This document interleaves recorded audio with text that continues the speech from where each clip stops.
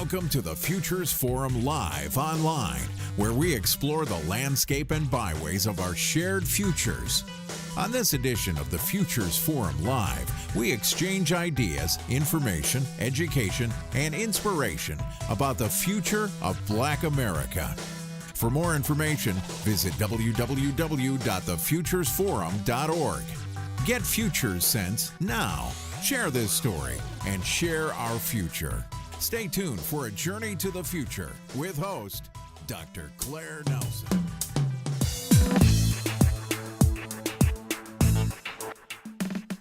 So greetings and welcome to Futures Forum Live, an online e-magazine of the Futures Forum. So February is Black History Month, and we're having a conversation on the future history of Black America. Specifically, I want to examine how Blacks in America might be faring in the year 2030 and beyond. Now, 2030 is considered a poll year, with members of the United Nations setting 17 goals, the Sustainable Development Goals, and goal number 10 focuses on inequality. Now, by and large, most Americans don't care about it, never heard about it, but indeed there has been a move afoot to promote America's Sustainable Development Goals. And in that case, they're talking about how to deal with inequality in America. And so what might 2030 look like for Blacks in America? Who knows? I certainly want to find out. And so in this episode, I'm speaking with Tavonia Evans, who is the founder and CEO of GUAP. Notice it sounds very Spanish, GUAP. It has a dollar sign, G-U-A-P. That's the correct spelling. So she's an engineer, designer, and a developer, and founded GUAP with the vision of making an economic imperative different. She's, we won't say how old, ladies don't want to tell how old they are, but she's a young, below 50, native of New York, and calls herself a mompreneur, and has over 20 years experience in the field of technology. She started working in blockchain in 2016 because she identified cryptocurrency as a tool that could stimulate growth within the Black community. And so she's one of the first Black women heralded as being a founder and lead engineer of a blockchain company. And since 2017, well, she's just becoming bigger and bigger, blowing up as a global voice for Blacks in the blockchain movement. So without further ado, I really want to talk to her because economic development is something I'm very passionate about. Madame Tavonia, how are you? I'm great. Thank you so much for taking time to spend with me in my exploration of the future of Black America, and as I like to say, the future history of Black America, and more importantly, future of the American dream, which is all about the Benjamins, right? And so we no longer talk about the Benjamins, we're talking about like the Bitcoins or whatever blockchain currency there is. And so I want to begin by saying, or asking you to, let's think about 2030, if you will, and look at America possibly not being the world's only super economic power. 2030, a time when we have 8 billion people, and we're in the midst of the fourth industrial revolution. So we're talking about AI everywhere, automation, Internet of Things, unemployment. We don't know which way it's going to be going. Unions will have their back against the wall. And so as we think about Agenda 2030 being a time for more people to enjoy a more flourishing life, what do you think that might look like for Blacks in America, 2030? This is a general. Well, that's interesting that you asked me that question when we just decided that we're going to go forward with our smart city plans and implementing that in the poorest Black cities that there are in America. I actually believe that 2013 is going to be wonderful for Blacks in America. Being in the tech world, we get the opportunity to see a lot of the future visions before a lot of other people do, because we actually create the future visions. Exactly. So what I've observed in the last couple of years is now have the Afrotech conference, which highlights Black tech, and that usually takes place in the Silicon Valley area. We now have Buku Black Media. We have media platforms like Blavity and et cetera. So we're having a Black tech renaissance right now. And so that makes people like me very excited because we have a lot of solutions that could help our communities. And these solutions are implemented through technical or through technology, various technologies. So the biggest barrier we've had in terms of implementing this better vision has been finances and financial. So now another phenomenon that we've observed is there are a lot more of entertainers and celebrities getting into investing in Black tech, investing in Black companies. So that again is another milestone that we see that is very positive. So I personally have a very positive outlook and expectation for 2030 for Blacks in America. So let me ask you a question, because I have to unpack all of that. There's so much. There's two things. First of all, I do want to come back to the smart cities that you're going to be doing, because I'm very excited about that. But before we jump into that, tell us a little bit more of what GUAP does. Okay, so what GUAP is a cryptocurrency that we created that we, most cryptocurrencies, the decentralized ones, of course, are going to be used by everybody. But we created GUAP with the idea of supporting and leveraging our community primarily and first before it gets out there in the wild to everybody. So we're planning special initiatives to support Black-owned businesses. We're we're putting together a special governance for Black-owned businesses and additional support for Black-owned businesses so that they would be equipped to accept cryptocurrency, but not only just cryptocurrency in general, but be able to transact with GUAP, which is primarily what we're pushing for in our communities. We want to be able to segment and leverage the Black dollar. What does the Black dollar look like? In dollar version, in fiat, we don't retain the dollar in our community, and it's a dollar that goes out to everyone else, and we're the consumers. So how does it look when we have a currency that we are loyal to and that is loyal to our businesses? So I wanted to say then, a little bit I know, and I would say, even though I'm an engineer, I could say, people, I am really the old school engineer from way back in the 80s. So what do I know about all these things? But as I'm hearing you, I immediately jump to the conversation around Black banks. We know that Black banks have been struggling to stay alive. How does GUAP interface with the traditional banking community? Do you interface at all, or do you not see any, or do you see some kind of, let's say, a pathway for convergence between Black banks, the payday lending people who really, strip the Black community of money, and what a currency like GUAP can do? What are you? Well, right now, and when it comes to cryptocurrency, the banks, of course, are not really talking much in the front end.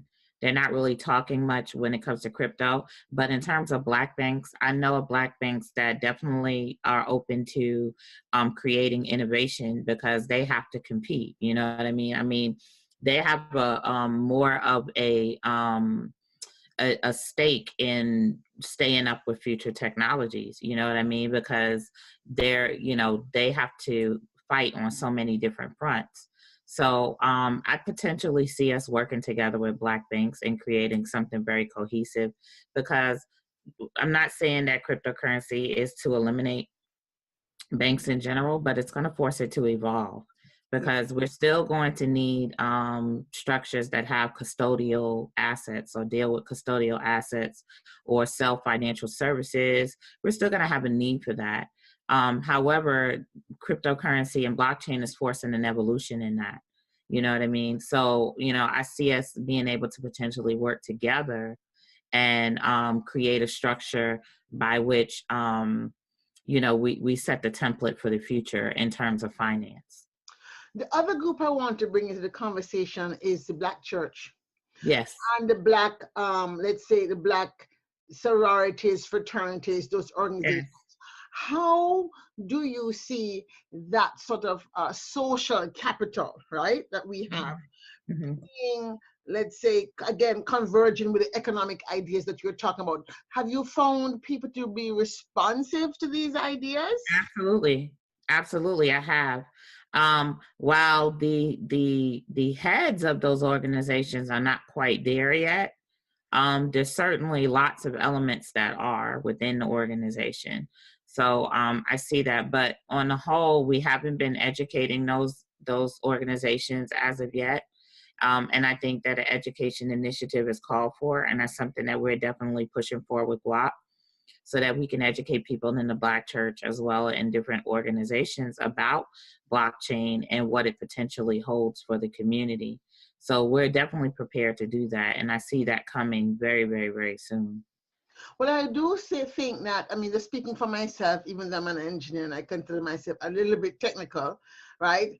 I still can't honestly say, although I've gone online, I've read about it, I still have not been able to like wrap my mind totally around this idea of a currency that doesn't exist in tangible form. Now, it doesn't make sense given that we know, for example, that your money is plastic, a plastic card is not a tangible thing. It's still tied to like a dollar in the bank somewhere. Mm-hmm. So I think this idea of education, educating our community and educating our children, if you will, for the future is critical.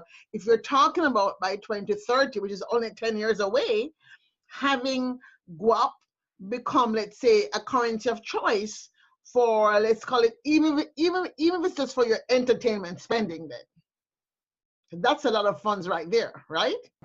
So I really do believe that education is going to be a critical part of the way forward. Mm-hmm. Because certainly even myself, although I'm an engineer, I don't really understand the construct behind the idea of a currency that has no tangible form as a dollar in the bank somewhere. So one way I like to explain that, if you give me I would love that, please. It's the same as, and it's an age-old story that we've been doing in technology for a while. We talk about how there's been the explosion of businesses that don't have any inventory. So you're talking about Amazon. Mm-hmm. Amazon is worth billions of dollars now. They don't own inventory. You're talking about Airbnb, again, worth billions of dollars, and they don't own real estate. You're talking about Uber, worth billions of dollars, and they don't own vehicles. You understand what I'm saying? So this is the age of technology that we've moved into, by which, and literally it was begun by the internet, because again, you have websites like Facebook worth billions of dollars, but no type of clear way revenue stream other than, users using it. Exactly. So what we're now going into the age of is the age of data. You know what I mean? Data is capital. Data is valuable. Data is currency. You know what I mean? So essentially, data is the currency that's backing cryptocurrencies and currencies. You know, so just pure binary, just pure data. 1 and 0, zeros and ones are creating the value behind things. So that is the age that we've moved into.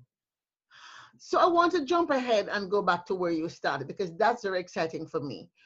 You said we are looking at moving ahead with this concept of creating smart cities in some of the poorest Black communities. And this is where I want to spend the rest of our time together, because I'm really excited. As a futurist, I've been talking to people in the policy community here in Washington, D.C. about this contract, especially since last year. What if we could have the funding to do a pilot project, right? Where we could pick 10 Black communities and basically for 10 years just run a parallel action research project where the whole community is invested in all these new technology ideas to see how we could actually demonstrate that inequality and thriving can be impacted if we did certain things. Tell me about how you perceive you will be proceeding on this project that you are planning to launch.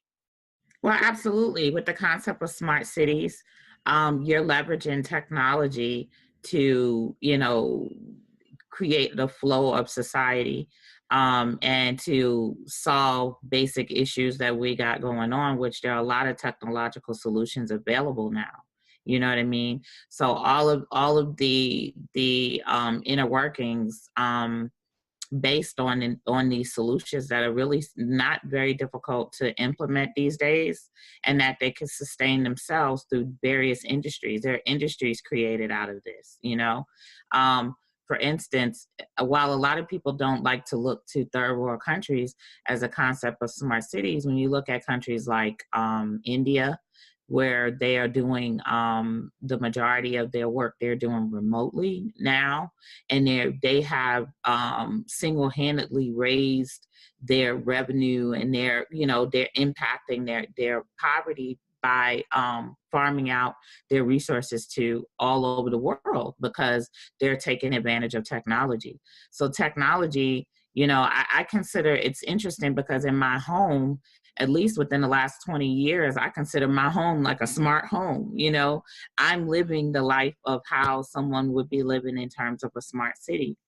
And then if you marry that by implementing resources like sustainability initiatives, security and transportation, and upgrading transportation, you have fairly inexpensive solutions to very expensive problems. You understand? But do you have actually, do you have any specific cities that are ready? Because when I use the word smart futures, I'm very specific. S for me means sustainable systems. M means meaningful metrics. A means agility and adaptability. R means robust resilience. And T, obviously, is transformative use of technology. Mm-hmm. As you think about this concept, have you already identified, say, 4 Black cities in rural Alabama, Mississippi? The city that we're targeting is Albany, Georgia. Aha. And they're ready to roll, in other words, in this really. They're actually identified as an opportunity zone. And as soon as we identify them within our company as the city that we want to work with in terms of building a smart city, we found out that they are already on track for going in that direction and could use all the help they can get. So that's the city that we want to begin with. This is very exciting. So when we then look at now, how many people live there right now? The population of Albany, Georgia, last time I looked was, and I don't know if this is an accurate population. I'm waiting to get back some statistics, but I was seeing something like 75,000. Okay, people. So it's a nice small city. It's a small city, but right. So then we're talking about smart transportation, smart waste collection, smart government services, security, smart schools. Yes. Schools and security. Smart healthcare systems. Healthcare, yes. So in terms of preparing now our government officials, the Black government officials, Black mayors, Black county executives, Black city council members, how do you find people responding as you have been talking around this country, for example? Well, this is the thing. They've been wanting to do it for a long time, but when you're coming from the government perspective, they're relying upon government funding, which they don't get. But now we're talking about bringing private funding in, and that's a whole other ball game. You talk about bringing private funding in, and you change the game. This is a city that at one time had corporations, major corporations headquartered there. You know what I mean? So private funding wasn't a resistant thing for private funding at that time to come in and build. So it shouldn't be a resistance to private funding coming in now. We're talking about gathering together and raising a fund of almost $1 billion to begin building something like that.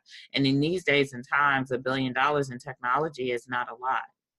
Well, yes, you're saying. So what I'm hearing you saying in that future that you're optimistic about is because you're seeing the possibility of technology marrying with available capital with the private sector, driving the change in a very different, let's say, paradigm from the paradigm of the 60s. So is there a way that this, let's say, the story of the future that you're creating, because one of the reasons why I'm doing this project is because I am really concerned that being here in Washington, D.C., I'm hearing a lot of rhetoric that sounds like the 60s. You know what I mean? I'm like, well, folk, we can't go back. Okay, we gotta go forward.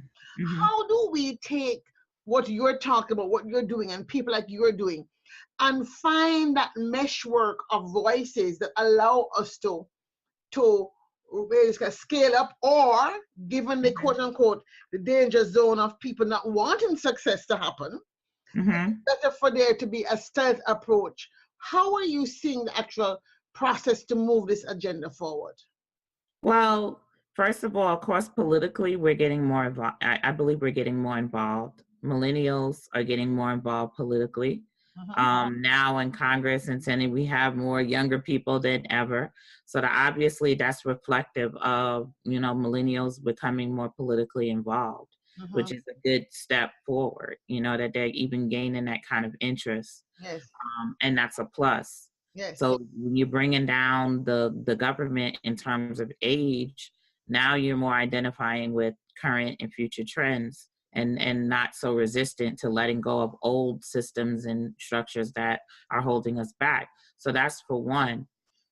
In terms of what we need to do, we need to keep applying pressure on our local leaders, on our businesses, on our entertainers, people who are high worth individuals, to begin putting together funds so that they can invest in our initiatives as well. Because traditionally amongst Caucasian Americans, they put their money into funds, whether it's family funds, high net worth funds, capital funds, et cetera. They've been creating these funds for years that they can take and put into whatever type of initiative that they want.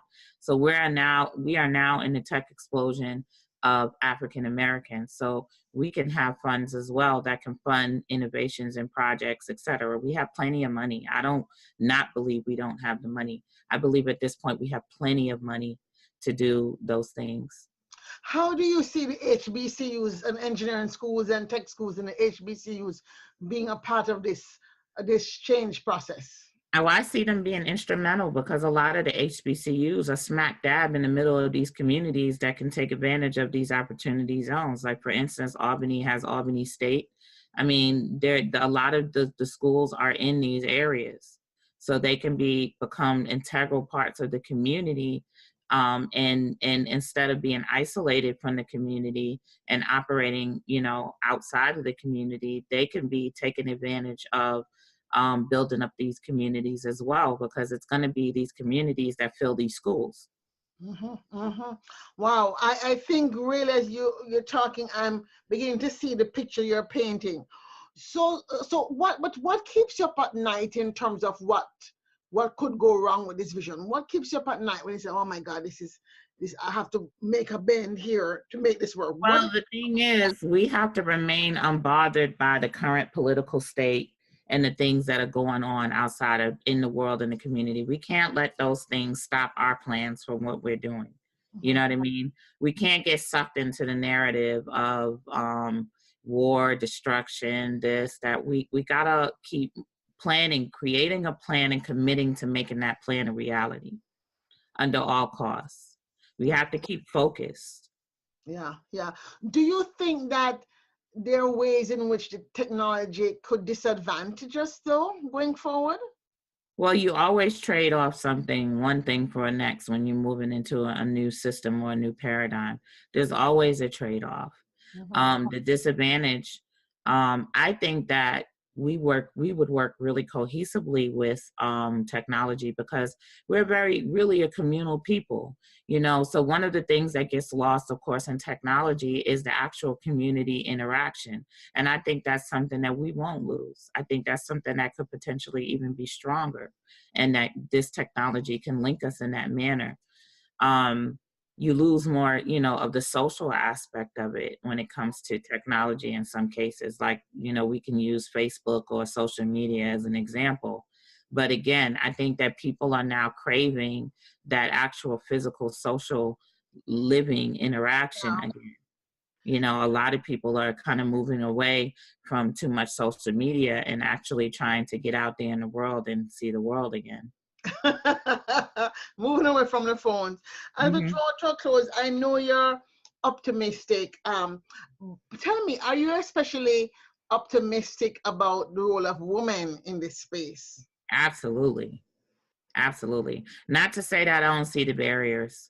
I mean, as a woman, it's definitely taken me 3 times longer to do what I'm doing than I think if I were a man, it wouldn't take me this long, because I face barriers. the barriers that I face, I've come to realize are even stronger in our community than I thought. I really kind of thought we were a little bit more progressive, but I got a rude awakening in what I was doing as well. And I think it's just because we're not really used to women leadership, and we don't even know how to deal with it. You know what I mean? So in my case, it's been more of I've been kind of ignored. You know what I mean? And I could realize why, I've been trained up until this point that I have to speak up. I have to stand up. I got to be willing to shout, yell, get my point across. And now I realize why I was told that. Because if I'm being my normal self, which I like to be really quiet and just observative, then I won't get anywhere because I'll just kind of be overlooked. So where do you see GUAP in 2030? I see GUAP as being a means by which we trade, we buy goods and services. I see it as a driving force in the business community and the small business community potential. I mean, before GUAP, I know how I felt when it came to Bitcoin. Bitcoin is something that I was actually using. I was using Ethereum. A lot of people haven't gotten an opportunity to actually interact with it. Like, it's just second nature with me. I use it like money now. It is money, and I think that when we get to that point, to whereas we realize that this is money and this is used, it's going to be a major breakthrough for our community. What's going to be your measure of success in 2030 for GUAP? My measure of success in 2030 for GUAP is that we have our own Wall Street. We have our own way of benchmarking our progress, because I think the benchmark of progress is very important. People if they don't see the progress in terms of numbers and data, they tend to not believe that it exists. So I see us being able to have, that type of data that we can tap into and see the progress of our businesses, et cetera, and the growth. Basically a new stock exchange. Yes. Well, I think that's a very good place to leave our conversation. It's very exciting to hear about your ideas around using cryptocurrency to transform Black economic cloud, especially if we deal with this really growing gap in wealth. And also your ideas around how this might also dovetail into the smart cities. So thank you so much, Tavonia, Evans of GUAP, CEO of GUAP, for joining us. Thank you. Yeah. So, folks, I just want to say it's just been such a delightful conversation on the future history of Black America. And I want to thank you for staying with us as we talk about salient ideas for sustainable futures. Remember, our future is embedded in the landscape of today. So go out and seize your future. We create the future we want. Safe journeys. Thank you.